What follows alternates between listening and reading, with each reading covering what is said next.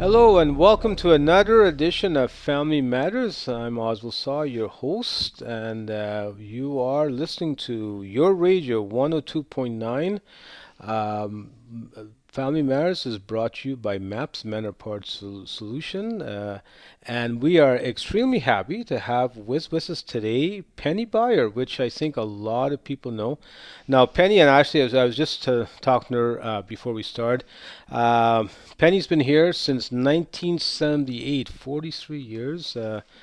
Penny, I'm sure you've seen a lot over those years, but she's also done a lot. I didn't realize that when she came up, she opened up the CBC station and I didn't even know when it opened up. So, and she was there for a year, and then also she was a morning host for your radio station, CHTM. But she also worked for a rather long career with Inco, now called Valet, and of course, many of them would know Penny. Of course, she used to be on Mayor and Council as well. And so, Penny, welcome. Thank you. And thank you for joining us today. How's your day going so far? Great, even though it's Monday. Even though it's Monday. Well, you know what? It's at least it's warm as well. So it's snowing though, but that's the problem. I have to do some shoveling. So Penny now is the coordinator for the Thompson Seniors Community Resource Council, and she's been there for about a year. And her organization, of course, is run by a board, and their mandate is to make the organization more inclusive, more visible in the community. Today, we want to have a good discussion on our seniors and our elders. And it's one thing that I think everyone can relate to. Everyone has a mother, a father, an aunt, an uncle. And my mom, for instance, she's turning 81 soon. So as we all get older,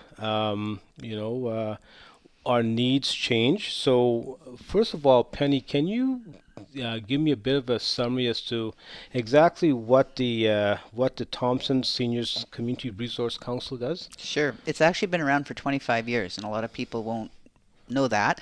They started in 1996 with funding from the Health Authority. At the time, it was the Burntwood Regional Health Authority. And it was formed because they recognized that there was a growing number of people with gray hair. Don't forget that Thompson was very young community. Average age is still young, actually.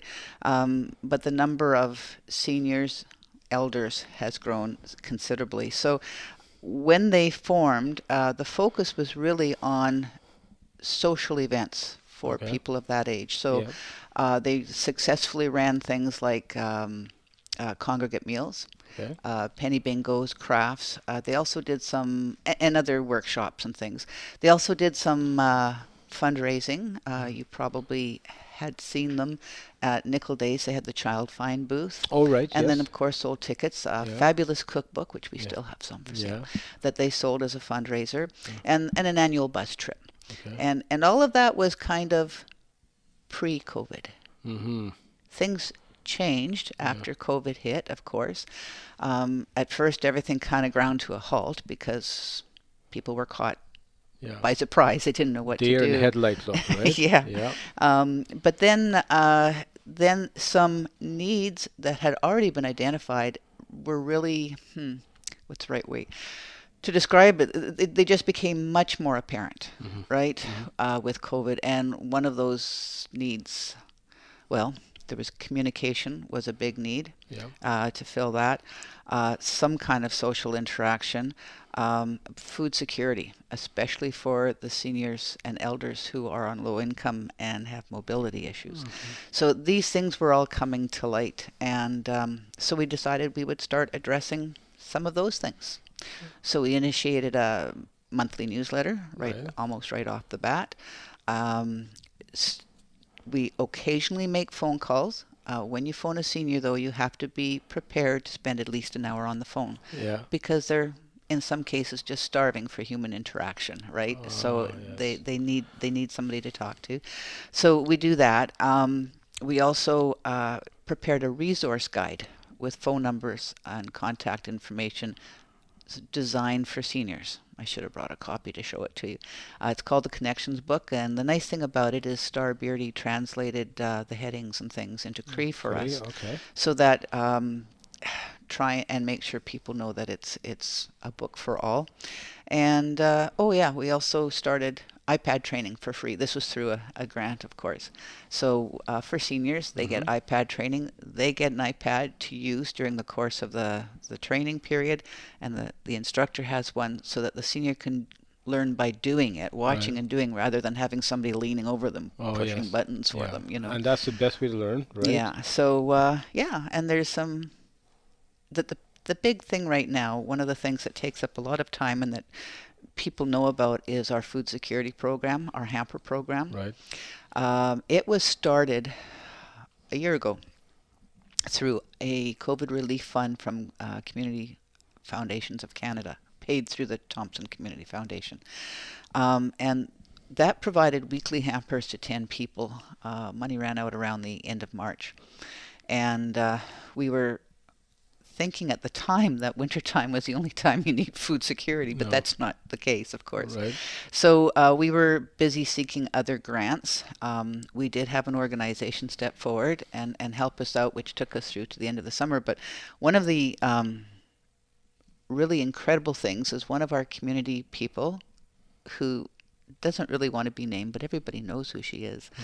She has a fantastic network of people. Mm-hmm. And so she started to put out the word that we needed donations, both Okay. in kind and cash. Yeah. And so the feedback from the city has been phenomenal. And plus she also has found leads for other potential grants. So that's been fantastic. And so we had to reduce our hampers to 8 for a while. We're back up to 10 and on the verge of going up to another 2 people, adding to 12. So that's exciting. It And is very exciting. yeah. And oh, I just hit my microphone. I'm that excited about it. But you know what? I was thinking about as well when we think about seniors and elders. And I know there's a definition of a senior. I guess it's a certain age category. But I've always hate to have the discussion restricted that way because I know at times some people would perceive a senior when others may say, they're not old enough yet to be a senior. Uh, when we look at our elders and our seniors, and we're just talking about this before the show started. Of course, it's the evolution from when we were young to year two left home, we became older, became parents, and then quite often as children, we remember our parents and our grandparents a certain way. And as they get older, at times what we remember, especially in regards to what their needs might be, is different, right? And it creates a gap. Going back to what you had mentioned about starving for attention, just want to delve into that a bit more.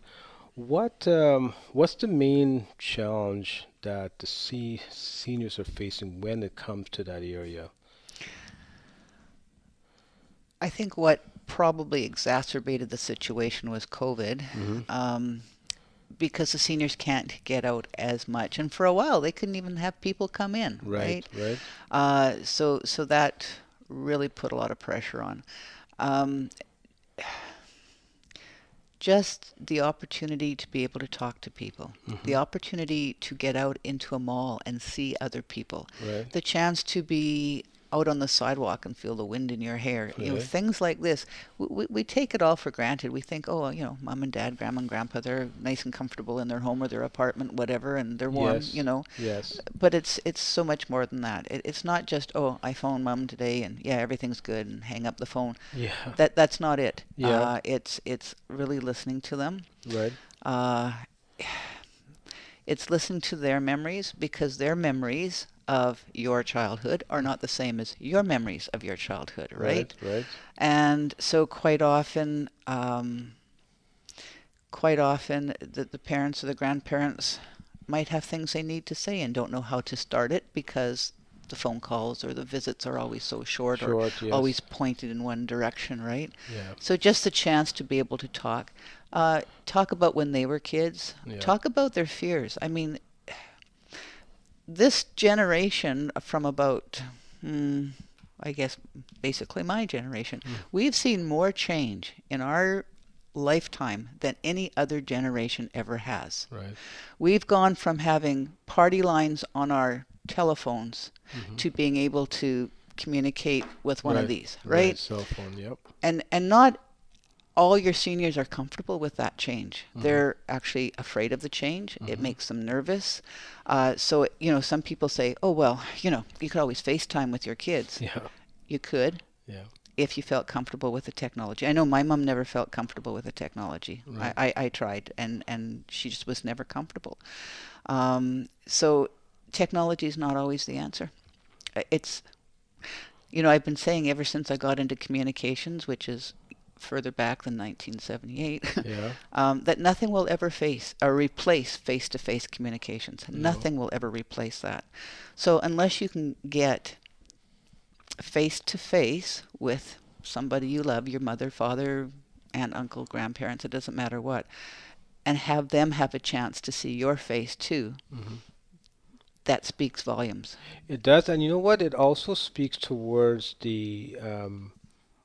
what the norms are these days. I mean, the norms for people in their teens, 20s, 30s, even maybe pushing to 40s is, video conferencing or phone calls, um, a lot less face to face. You say our parents or our parents' parents, their form of communication is very different than what we would identify as communication. I think we have to be mindful of that.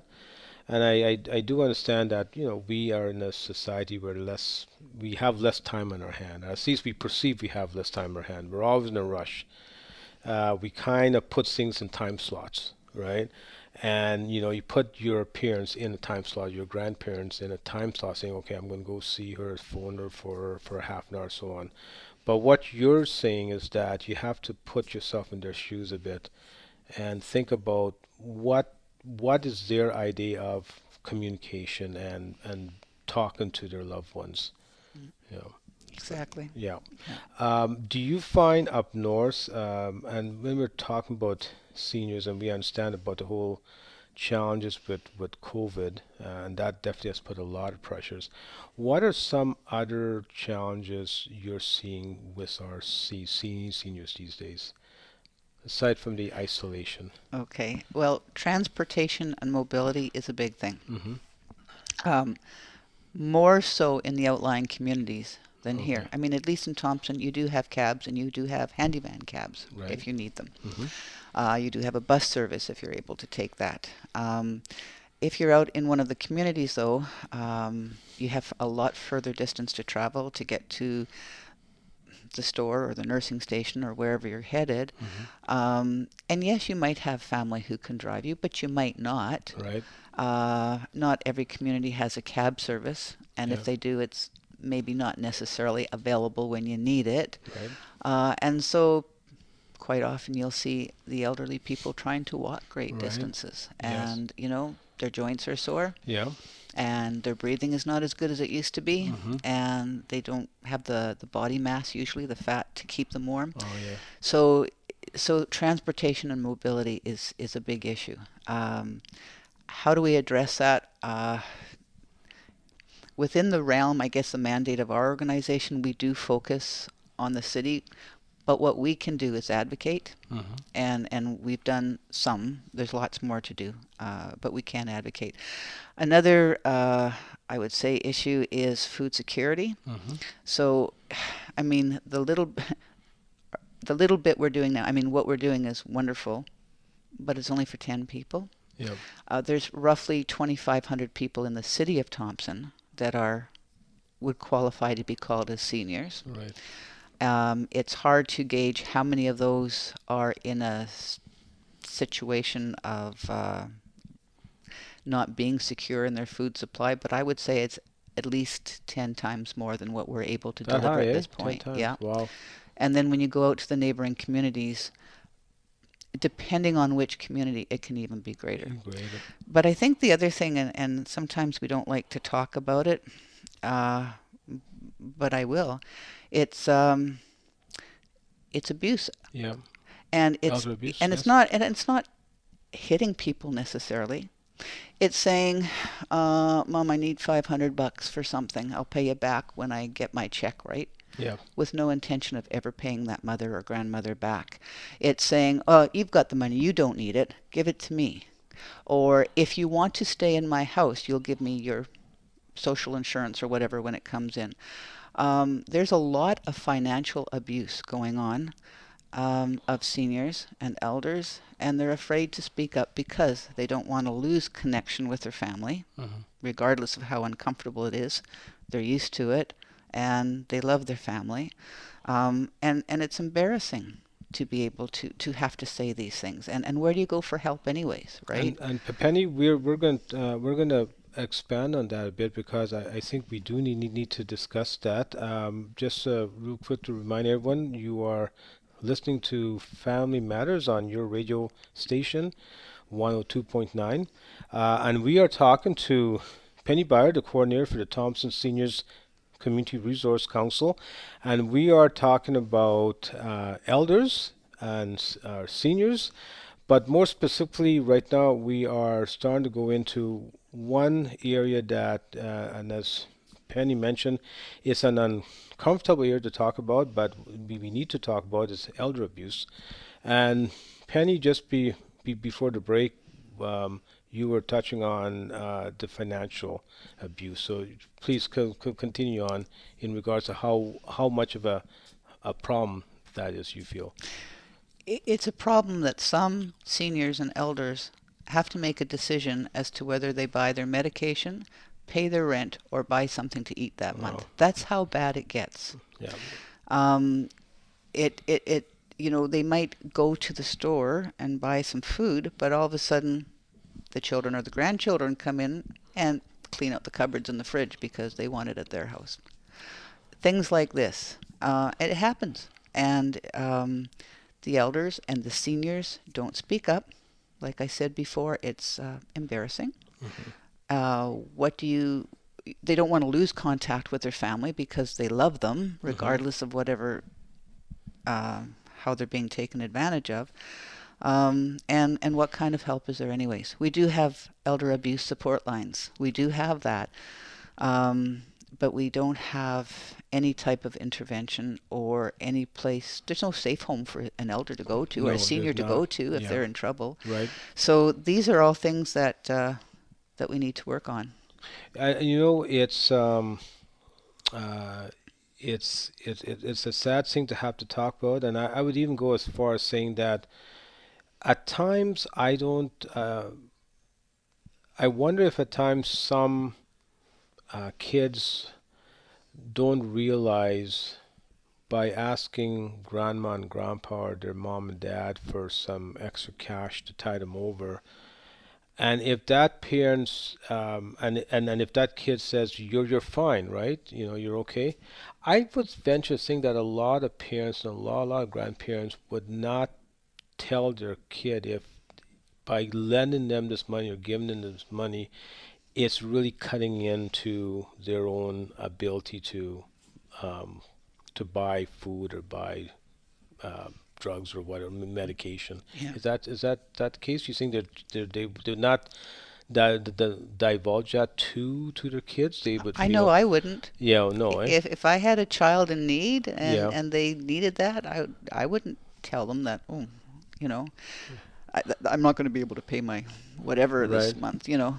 I would just find another way to pay for it. So let's talk a bit about some proactive things that we can do as a community or as a child or a grandson or granddaughter. What are some proactive things that we can do when we are relating to our elders and our seniors and just day-to-day stuff, how we interact with them? What would be some thoughts on that?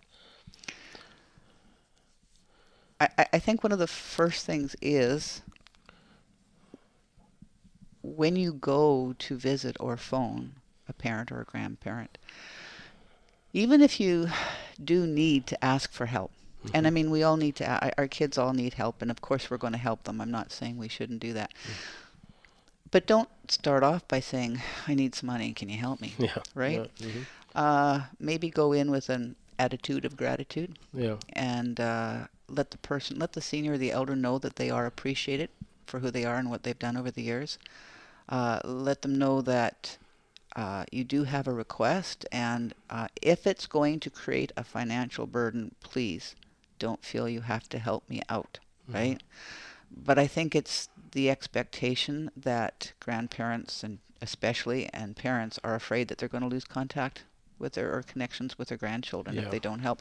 So that's one. The other thing is like, and speaking to that is, don't ever use your children as a tool for getting out of your parents, your grandparents, what you want. Don't ever withhold their presence or their love or your love from them. I mean, that is a form of abuse. That is cruelty, Yes. and don't do those things. Um, and I think the other thing is, rather than going and asking for help, maybe you could try asking how you can help them. Right. And maybe they need $5 for 2 liters of milk, Yeah. right? Yes. You don't know these things, so maybe they need somebody to go pick up medications for them. Little things like this.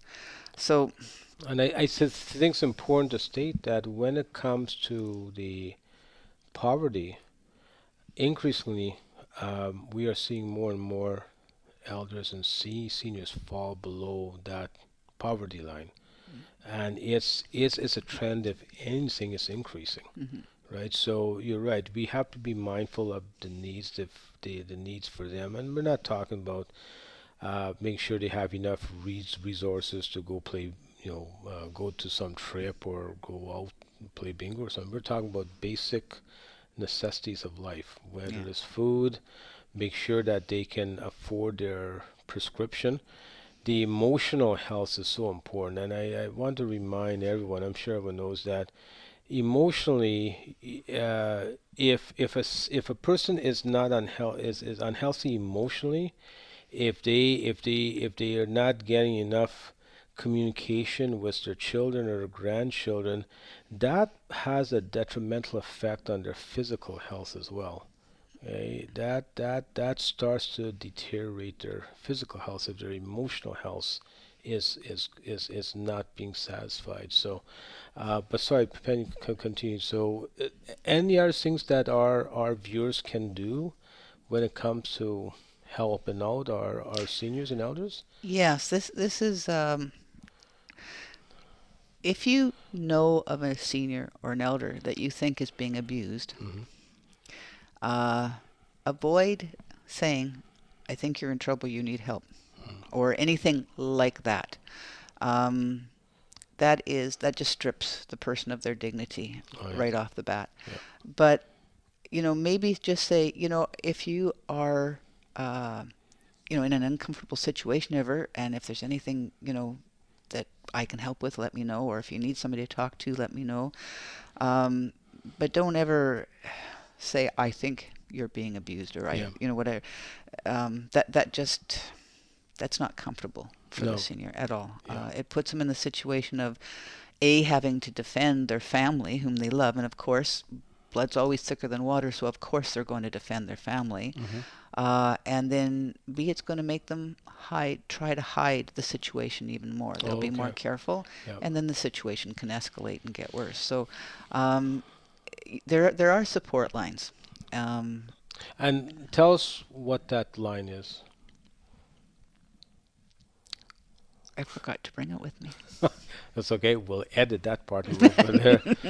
Um, in closing, Penny, I just want to make sure that anyone who is hearing our show today, if anyone needs to contact your office, whether it's a person as a client or a person who wants to phone about their grandfather or grandmother or their mom and dad, how do they get in touch with you? They can call me at 204 Hmm. 677 0987 Excellent. or email at thompsonseniors55 at gmail.com.